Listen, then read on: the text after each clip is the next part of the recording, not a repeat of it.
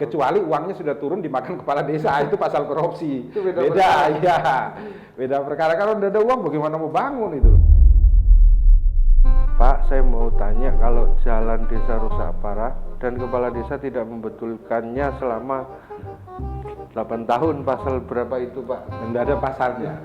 Nah, itu kewajiban pemerintah, itu nanti melalui APBD, Mas. Jadi bukan hanya uang dari desa, enggak, itu APBD. APBD dari kabupaten setempat yang kemudian nanti diputuskan, kan kita punya wakil-wakil rakyat ini. Nah, wakil rakyat itu termasuk dari desanya Anda, itu duduk di dalam DPR kota setempat. Nanti ketika menyusun APBD dari semua sumber daya yang didapat oleh sebuah daerah, itu kemudian dialokasikan untuk pembangunan mana saja, desa mana yang butuh jalan, desa mana yang butuh jembatan, dan lain sebagainya. Kemudian diputuskan bersama-sama untuk alokasi anggaran. Anggaran itu tidak bisa digunakan begitu saja kalau belum ada alokasinya. Lah sekarang di desanya dia, kalau tidak ada alokasi dari pemerintah daerah setempat, ya tidak mungkin dibangun. Kecuali apa? Kecuali masyarakat itu mau gotong royong yuk, sesuai dengan label filosofinya Pancasila, urunan semua bangun sendiri. Itu ya tidak apa-apa gitu loh. Nah, oleh karena itu jangan menyalahkan kepala desa. Anda mengajukan permohonan kepada bupati atau wali kota tempatnya dia.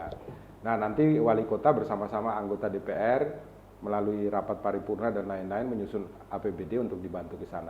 Kecuali dalam hal-hal tertentu seperti NTT kemarin, ada bencana, jembatan putus dan lain sebagainya, itu alokasinya tidak perlu penetapan anggaran dulu boleh, karena Presiden juga sudah meminta dipercepat agar masyarakat itu mampu untuk hidup lagi gitu loh, ekonominya, sosialnya, kehidupannya.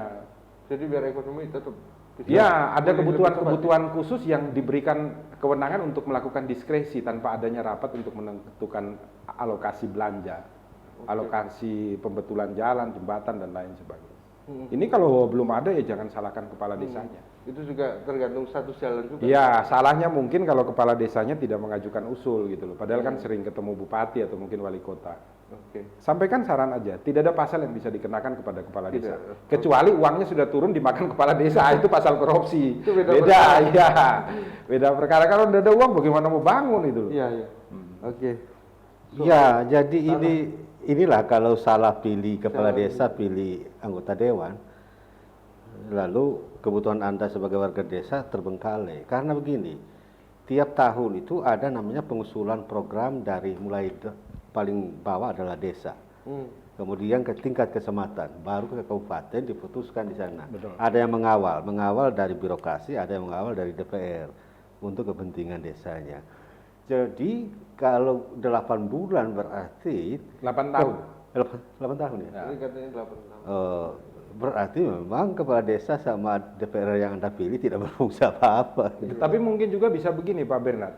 Di daerah setempat itu mungkin banyak wilayah juga yang susah, kemudian APBD-nya belum mampu, kemudian dirawat yang lebih penting terlebih dahulu. Ini kan kita tidak tahu mengenai kasuistisnya ya. Situasinya seperti apa. Tapi untuk pembangunan itu peran serta masyarakat juga penting loh. Jadi kita tidak boleh saling menyalahkan. Ada satu kesatuan organisme mulai dari masyarakat paling bawah, kemudian RT, RW, kepala desa, camat, naik terus. Ini berjenjang harus satu kesatuan.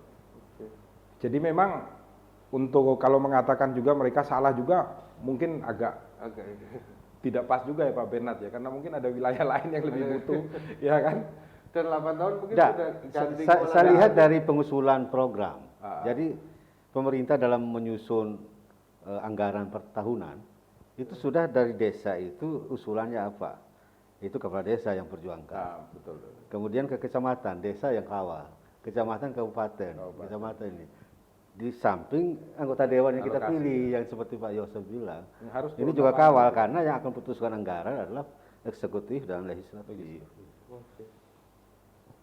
Siap. Jadi ada yang di berbagai daerah di Indonesia Timur banyak sekali.